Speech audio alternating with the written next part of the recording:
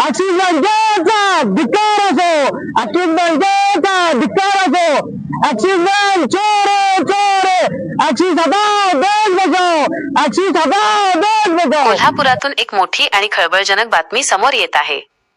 Axis बँकेच्या Sykes extension शाखेत कोट्यवधींचा हवाला पैसा फिरवला जात असल्याचा गंभीर आरोप करण्यात आला आहे।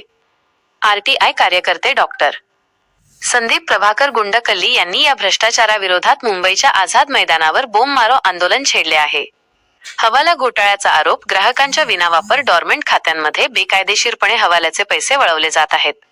ग्राहकांची फसवणूक, बँकिंग नियमांची पायमल्ली करून ग्राहकांना मानसिक त्रास देऊन त्यांच्या मालमत्ता हडपण्याचे षडयंत्र रचले जात आहे। दोषींवर कारवाईची मागणी, या प्रकरणात सामील असलेल्या अभिजित जाधव, अभिजित काटकर व योगेश पाटील यांच्यावर फौजदारी गुन्हे दाखल करण्याची मागणी करण्यात आली आहे। थेट राष्ट्रपतींकडून दखल, डॉक्टर गुंडकल्ली यांच्या आंदोलनाची दखल राष्ट्रपती सचिवालयाने घेतली असून महाराष्ट्र शासनाला यावर त्वरित कारवाईचे आदेश दिले आहेत। डॉक्टर गुंडकल्ली यांनी स्पष्ट केले आहे की केवळ चौकशी नको, तर कालमर्यादा घालून ठोस कारवाई व्हावी। तसेच ऍक्सिस बँकेच्या कर्मचाऱ्यांकडून जर इतर कोणाची फसवणूक झाली असेल तर त्यांनी त्वरित खालील क्रमांकावर संपर्क साधावा। संपर्क क्रमांक 9604693966। ऍक्सिस बँकेचा धिक्कार असो, ऍक्सिस बँकेचा धिक्कार असो, ऍक्सिस बँक चोर चोर, ऍक्सिस हटाओ देश बचाओ, ऍक्सिस हटाओ देश बचाओ। नमस्कार, मी डॉक्टर संदीप प्रभाकर गुंडकल्ली पाटील, राहणार कोल्हापूर येथून आलेलो आहे। माझं आंदोलन बोंब मारो आंदोलन आहे। मी दिनांक 20/2/2026 पासून सदर आंदोलन आझाद मैदान येथे सुरू केलेलं आहे। आंदोलनाचा महत्वाचा विषय म्हणजे कोरोना काळामध्ये माझे खाते बेकायदेशीररित्या निष्क्रिय दाखवण्यात आलेले होते। मी 26 लाखाचे कर्ज काढलेले होते, त्यातले मी बऱ्यापैकी पैसे भरलेले आहेत। तरी पण ऍक्सिस बँकेने जाणून बुजून माझे खाते निष्क्रिय दाखवले। त्यानंतर त्या खात्यामध्ये हळूहळू बेकायदेशीररित्या, ज्याला ब्लॅक मनी म्हणतो किंवा हवालाचा पैसा म्हणतो, तो त्यांनी घालण्यास सुरुवात केली।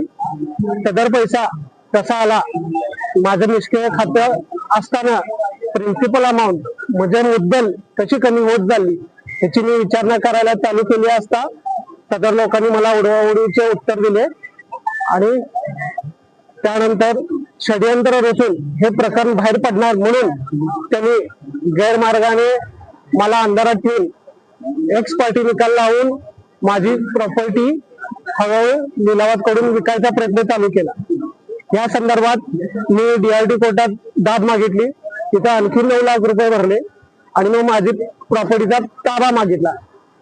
ताबा मागून सुद्धा प्रकरण बाहेर येणार ह्या भीतीपोटी त्यांनी निलाव प्रक्रिया चालू ठेवली आणि त्याच्या मागचं एकच कारण की एकदा असं निलाव प्रक्रिया पूर्ण झाली तर खाते बंद होते आणि खाते बंद झाल्यामुळे की त्यांना कोणताही पुरावा माझ्या हाती लागू द्यायचा नव्हता, हे त्याचं मुख्य कारण होतं। मात्र मी 2-4 महिन्याने माझ्या खात्याचे फोर्स क्लोजर लेटर काढत होतो। त्या फोर्स क्लोजर लेटर मध्ये मला असं दिसून आले की माझ्या खात्यामध्ये 1.5 ते 2 वर्षात 2 लाखाच्या वरती पैसा जमा झालेला आहे। तर हा पैसा कुठला जमा झाला ह्याचे त्यांच्याकडे कारण नव्हते। मग समजा जर माझ्या एका खात्यामध्ये जर 2 लाखाच्या वर पैसे जमा झाले असतील तर ऍक्सिस बँकेची पूर्ण देशामध्ये 1 लाखाच्या वर खाती आहेत, तर ह्या खात्यामध्ये काय झालं असेल याचा मी तपास करण्यासाठी CBI यांना पत्र पाठवले, पोलीस कमिशनरांना सुद्धा पत्र पाठवलेले, पत्र व्यवहार केले।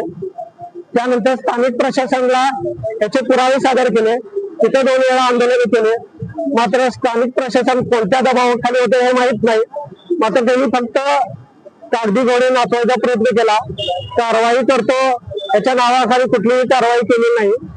मग मला थोडी शंका आली व त्यानंतर मी आझाद मैदान येथे बेमुदत आंदोलन सुरू करण्याचा पत्र मी शासनाला पाठवले।